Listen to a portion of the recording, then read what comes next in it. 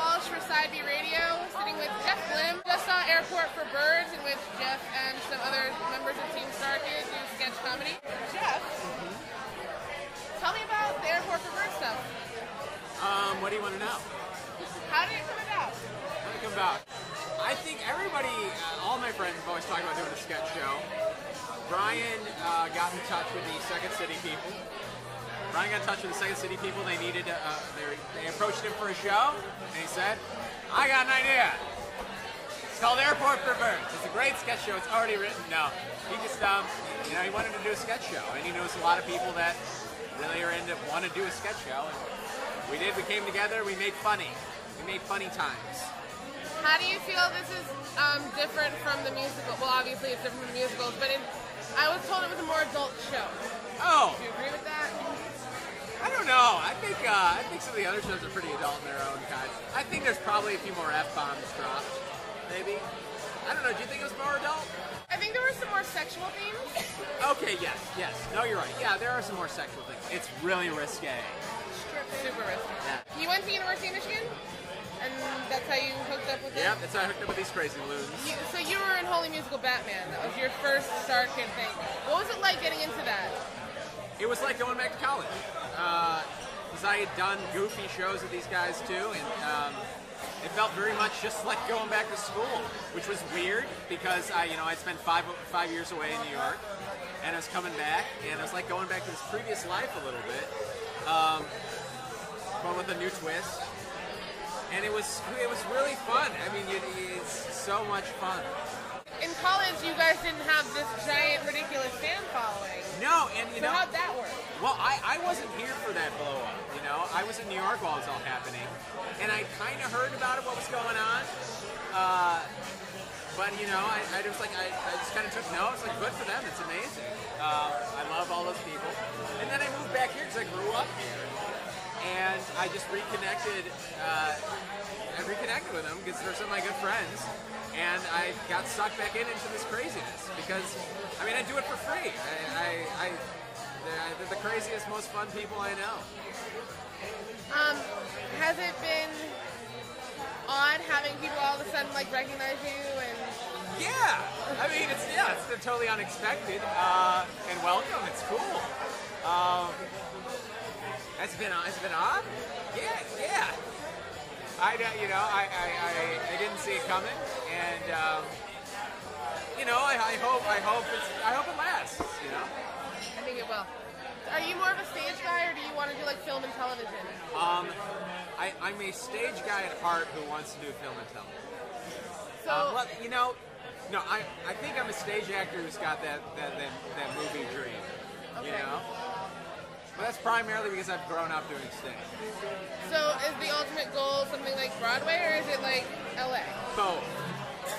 I want to be that LA star that's called to do Broadway because they don't like real stage actors. I want to be the dick who comes to Broadway and takes a lead in a Broadway show because I'm famous. That is the most selfish dream a person can have, right? Possibly. Yeah. And also release an EP because we're a full-length album. Yeah.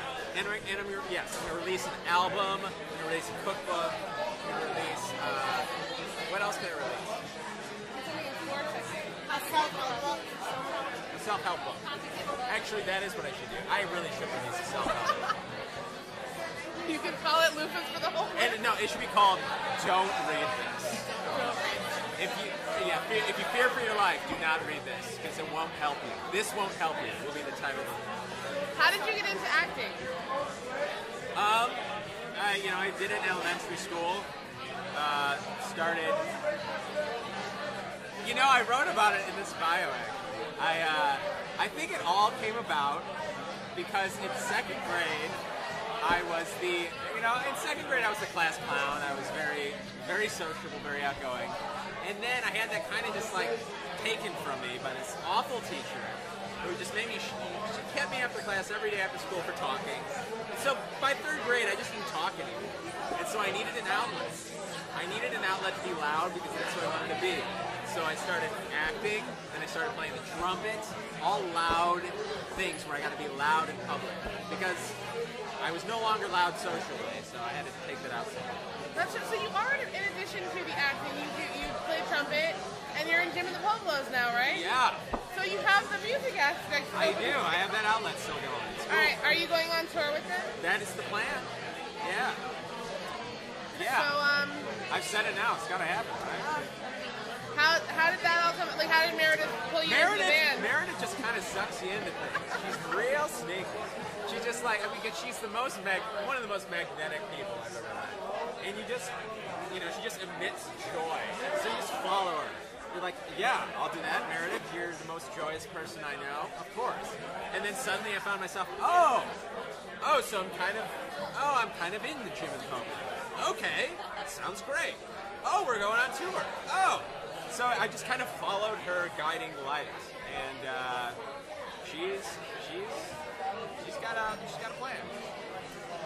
So, and do you write any of the music at all, or? Yeah, I mean, I have for this. Knock on wood, what's coming up? Yeah, I do write music, and I'm excited that hopefully it gets out there. Well, I think it's really too. Yeah. So the new song, the new single, did you have anything to like? I didn't write it. I just played my horn for that, and I love that song. That's such a good song. Can we talk about the improv films that you're doing with Chris? Yeah. Okay, I think they're so hysterical. Good. Are they scripted at all? No, they're not. See, it all started because I am the worst improviser. Like, I can't do legit improv. Okay. I've taken improv classes, and I did it because I'm very bad at it. I'm like, it's nice to take classes for things you're bad at sometimes. It scares the shit out of you. But, you like to just do it. And I can't do a funny, legit improv scene. So I just troll it. All I can do is just say no. You're supposed to say yes. All I can do is that's all I do. And so Chris is like, well, let's do this. And no, it's not. That's me doing improv. Unfortunately. That's like. So don't ask me to join an improv troupe. I was gonna when this was over. Okay. No. No. Unless it's got a cool name. Like I came up with some cool improv troupe names, like Punk Rock Microwave. That's the only one I can remember. But I like coming up with improv troupe names. Okay. There's two that have been released, right? The one with Joe Walker. Yeah. We slacked this past week. I'm gonna get it back on the horse. Did they have any idea what was coming at all? Did you talk, or did they know what your plan was?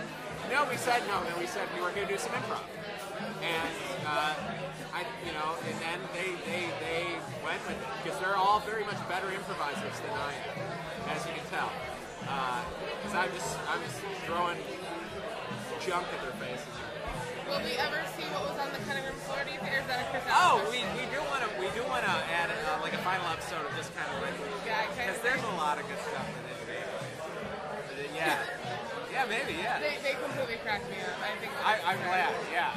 Yeah, well, because it's something different from you guys. Because like the musicals are great, they're wonderful, but I'm really digging the sketch comedy stuff right now. Yeah. We all got that bug right now. It's kind of we're starting to scratch that itch with this tour. Do you see you guys doing other things, like branching off even further? Yes, we need to. In what ways? I say that because we all have our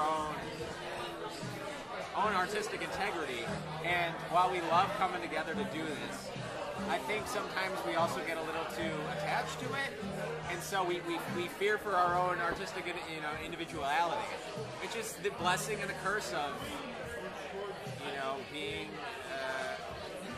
attached to something, which is so wonderful. But like Lauren's a great cook. It's wonderful she can do. I mean, she's many other things. But that's true. Jamie's releasing these things. They're good. I don't know who else is releasing stuff. Moses has his Moses is doing his thing. Yeah. And then Chris, but like he wants at heart. Well, there's many things at heart, but he wants to be a movie director. So start small. So do you maybe a Star Kid movie one day? Oh, I mean, yeah. You know, yeah. We are trying to write screenplays. That's the dream. That is one of the dreams.